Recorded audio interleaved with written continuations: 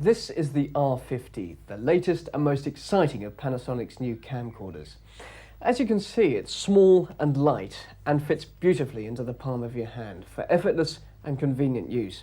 In fact, within moments of taking it out of the box, you can start to use it with very little preparation. But the R50 is not just a simple point-and-shoot camcorder. It has a range of features to aid your creativity and to help you get the best results in a variety of situations.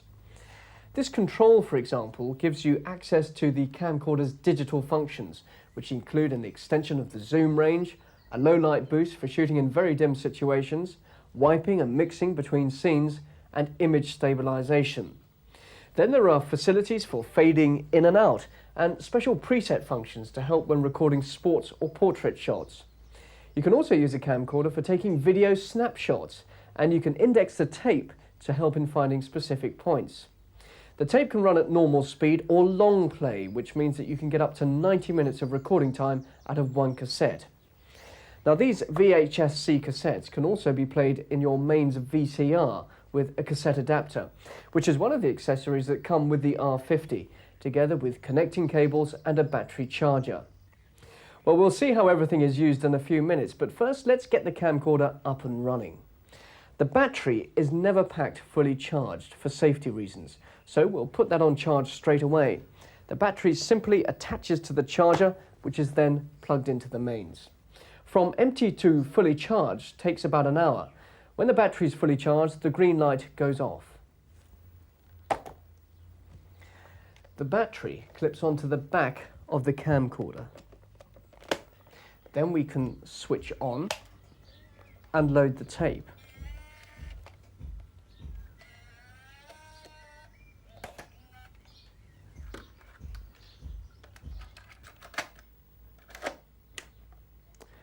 And we're ready to shoot. There is one other battery which will fit now. This powers the internal clock and the date, if you want to record the date and the time in your pictures. We'll come back to setting the clock in a moment. If you need to adjust the viewfinder for focus, use this slider here until the image is sharp. The viewfinder is in color, and you can adjust the brightness with this control. Finally, make sure the AE control is set to auto. And we're ready to record.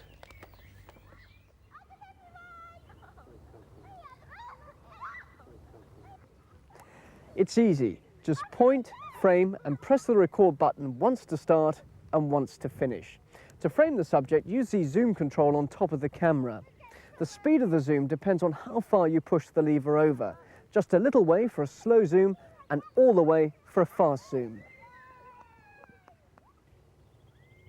If you want to check the end of the last scene, then all you have to do is press the rewind button and the last few seconds of recorded material will be shown through the viewfinder. If you want to go back and wipe over the last scene, then all you have to do is look at the recording by using the search controls, as with your mains VCR, and stop at the chosen point. You will also see the tape counter in the viewfinder, which reads in hours, minutes and seconds. This is set to 0 when you turn on and resets automatically when you remove the cassette or press the reset button. Another useful feature is the memory button. If you press it and wind or rewind the cassette, then it'll stop at the point where the counter is set to 0. During recording or playback, the remaining tape time will automatically be shown in the viewfinder, but don't forget to press the tape button. This will tell the camcorder if you're using a 30-minute or a 45-minute cassette. 2 minutes towards the end of a tape, a display will flash in the viewfinder, and you'll also get a warning if the battery's low.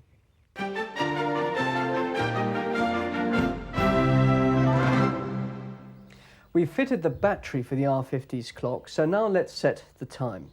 First turn the camcorder on, then press the date time button. The controls for setting the time are in here. So, watching the display in the viewfinder, press the Shift button and the year will flash. Press the Set button until you have the correct year displayed. Then press Shift again and the month flashes. Press Set to bring up the right month and then Shift to move on to the day, hour and minute in turn. Finally, press the Shift button to start the clock. Once a camcorder is set, it'll remember the time unless you remove the clock battery or until it expires. The lithium battery usually lasts for about 12 months. To superimpose the date and time while you're recording, simply press the Date Time button before shooting. Once to give you the date and time, or twice to give you the date. A third press cancels this function. All the other displays you'll see in the viewfinder are not recorded on tape, of course. A full list of all the viewfinder displays is shown in the manual. There are a number of other creative features on the R50 that are simple to use in everyday recordings. Take the situation where your subject is against a bright background. The faces are dark and you can't see any detail. But if you press and hold the backlight button while you're recording, the exposure will be increased and the subject lightened up. If you want to get really close to something, the R50 can focus automatically down to as close as 5 mm. To do this, the zoom should be set to maximum wide angle. Focus is critical here, and any camera movements will affect the focus, so it's best to use a tripod for such shots. Normally, the R50's autofocus system will give you the best results, but there are times when you'll want to have manual control. This can happen if your subject is close but off-center, or when you want to be creative, or sometimes if the light is dim and it's difficult for the autofocus to pick out the subject. In these circumstances, turn the AE control to manual. Press the focus button and rotate the manual focus ring to make the subject sharp. The R50 also uses automatic white balance to give you the best results under a range of lighting conditions. But there are times when there is a mixture of daylight and artificial light, and you might get better results if you set the white balance manually to one source of light or the other. The trick is to set it to the strongest light source. Again, you set the AE control to manual, and then with the white lens cover over the lens, you point the camcorder to the strongest source of light and hold the white balance button for a few seconds. How amazing. 1, 2, 3, 4, 5, 6, 7, 8, 9, 10, 11, 12, 13, 14, 15, 16, 17, 18. The camcorder will revert to normal when you turn the AE control back to auto. The R50 performs well in low light situations, but if the lighting is very dim, you might want to boost the brightness by selecting the low light mode, as indicated by the candle symbol. The picture becomes a bit grainy, but there is much more detail in the subject. And don't forget to put it back to auto when you've finished. Finally, in this introduction to the basic features, it often looks good to start a sequence fading in from black, and then to fade to black at the end. On the R50, there's just one button to press. To fade in, press and hold the fade button, then start to record. After a few seconds, release the fade button and the picture will fade in. To fade out, press the fade button, and then when the picture has gone completely to black, stop recording and release the fade button. Well, now that we've seen the basic functions, let's have a look at the R50's digital features.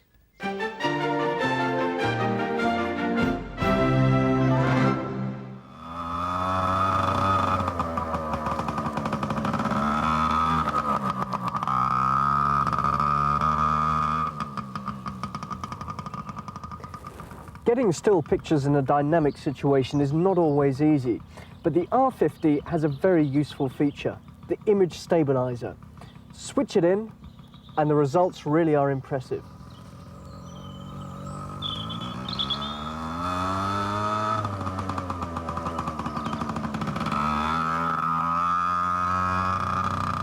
You can have a lot of fun with moving subjects if you switch in the strobe function.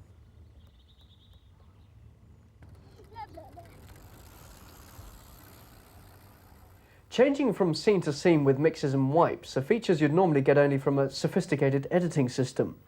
With the R50 and a little bit of planning, you can create your own effects in the camera. Set the digital control to wipe or mix and record the final shot in the scene you're leaving, and the final image is stored in a digital memory. Start the first shot of the next scene and the camcorder automatically wipes or mixes from the stored image into the new shot. Try the effects out for yourself on a spare bit of tape. You'll find they're easy to use and the results look very professional. You can also extend the zoom range by selecting the digital zoom, and you can improve the low light performance by selecting the high sensitivity mode. There may be some image distortion in this mode and you must focus manually. There are some situations where you need a combination of settings to get the best results. To make life easier, the R50 has a couple of useful preset modes for sports subjects and for portraits. For sports and action sequences, you need to keep the subject in sharp focus and reduce the blurring caused by their speed. With its sports mode setting, the R50 will help you to get sharp results. For close-ups of people, anything that could be described as a portrait shot, a different look is required. For the typical portrait shot, the subject looks better on the screen if the background is out of focus. Just select the portrait mode and the R50 will help you make anyone look good. Finally, there's the snapshot mode. With the press of one button, you can use the R50 to take a 5-second video snapshot of your subject. It'll also record 5 seconds of sound to go with each picture.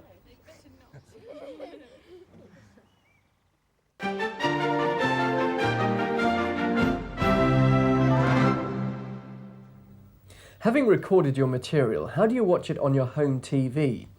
The easiest way is by playing the tape in your mains VCR. All R50s are supplied with a cassette adapter. Simply take the tape and slip it into the adapter like this.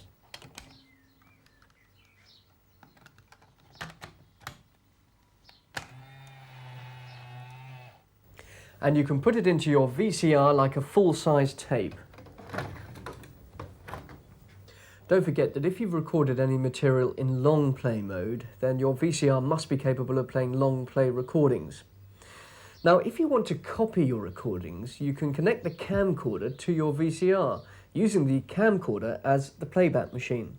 For this, you need these leads, which are supplied with a camcorder and are connected up like this. Just simply follow the color coding system, yellow to yellow and white to white. And then the other end goes into your VCR, either into phono sockets or, in this case, through the SCART connector, which is supplied. Again, follow the color coding, white into white and yellow into yellow, and then connect it into your VCR.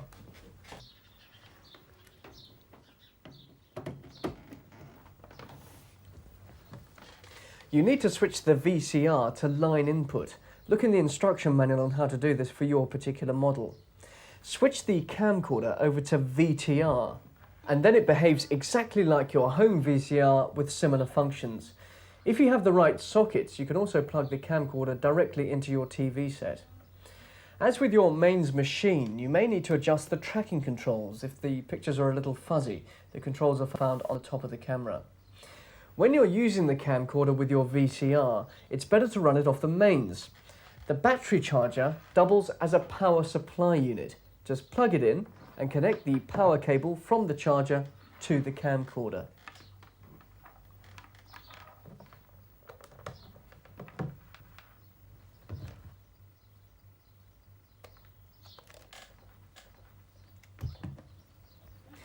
Finally, the R50 has one further connection, the edit socket, just here.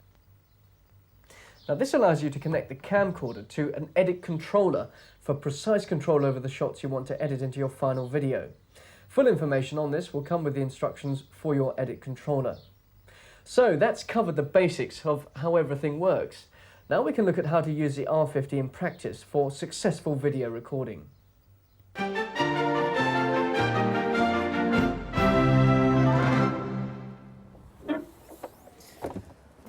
We've come to a jousting tournament and we're going to see how well we can capture a record of a family day out. I've got some spare batteries and plenty of tape, so let's see how we get on.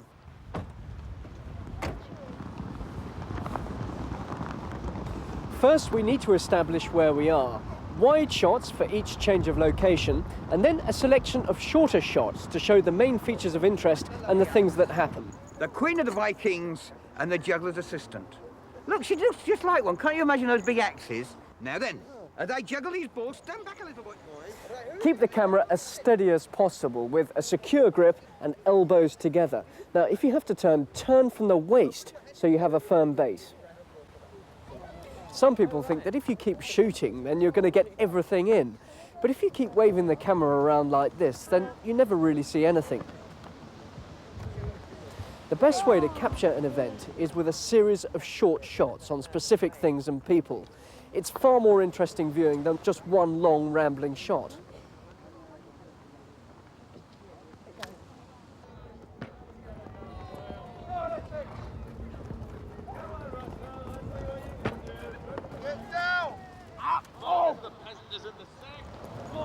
Full gallop, Sir Eugene. There's mud right in front of the royal box.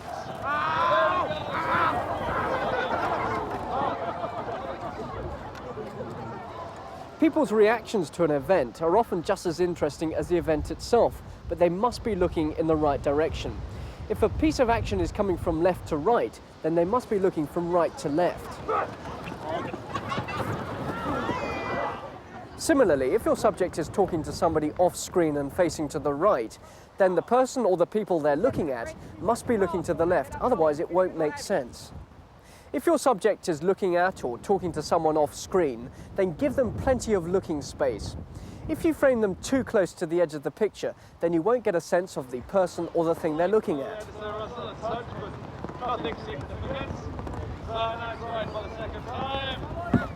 Oh, that was a good one from Russell. Think about your camera angles and see if you can include a few variations on the standard eye-level view. Children have a low eye-level view of things, so you might try and shoot things from their point of view. The effects really can be quite dramatic.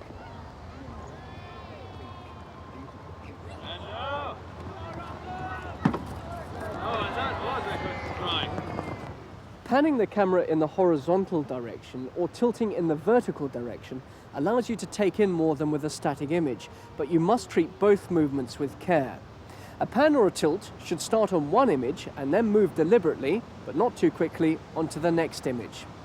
You should hold the first image and the last image for a few seconds during the tilting or panning movement. Using the zoom lens is something that can be really overdone. The zoom lens is very useful when framing a shot before recording. If you want to zoom during a recording, then it's very much like panning or tilting. You should start on one image and then zoom in to the final image, holding on to the first shot and the last shot for a few seconds on either side of the zoom. Whatever you're recording, think of it as telling a story. In each sequence, you should establish where you are, and as in this case, follow the story of the family, showing what you did and seeing their reactions to events as well as the events themselves. Give the video a definite start, showing where you are, and then try to round it off with a definite ending. Don't forget you can use wipes and mixes to change from one location to another, and fades at the start and the end to give it a professional look. Here's a summary of the main tips we've mentioned for successful video making.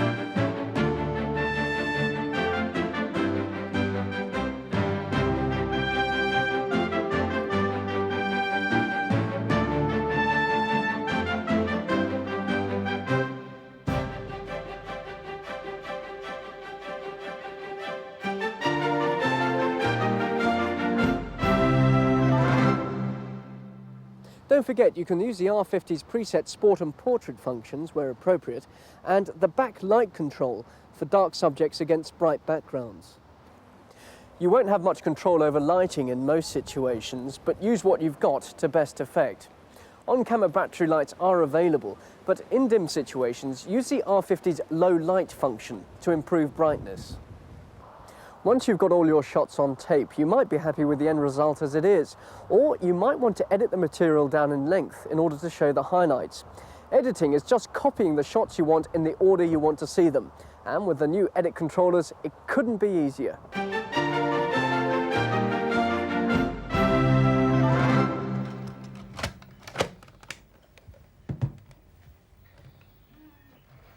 All you need to put your shots together is your camcorder, VCR and TV, plus one of these, an edit controller. This is the Panasonic EC1. To use it with the R50, all you do is connect the camcorder to the VCR, as we did earlier, and then plug the edit control cable into the R50.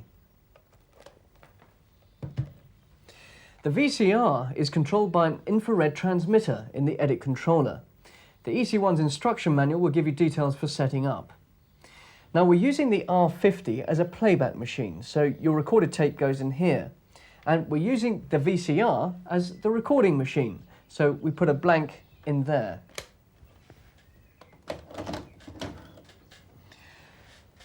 The EC1 can now be used to control both machines. You search for your first shot and find the point where you want to start.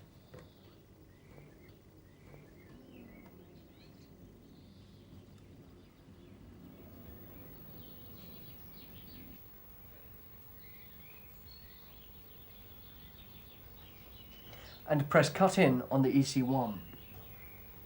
You then find the end point of your shot and then press cut out on the EC1. You then put the VCR into record pause mode and then press edit. The R50 will rewind to the beginning of the shot and then copy it onto the tape in the VCR. You can transfer your shots one by one or store up to 4 shots in memory and transfer them all in one go. You just do this for all the shots you want and build up your finished video. It's as simple as that. Using the R50 is simplicity itself, and getting good results once you've mastered the basics is really no more than a matter of following a few rules. There's more detailed information and diagrams included in your manual. So, good luck and enjoy your video making.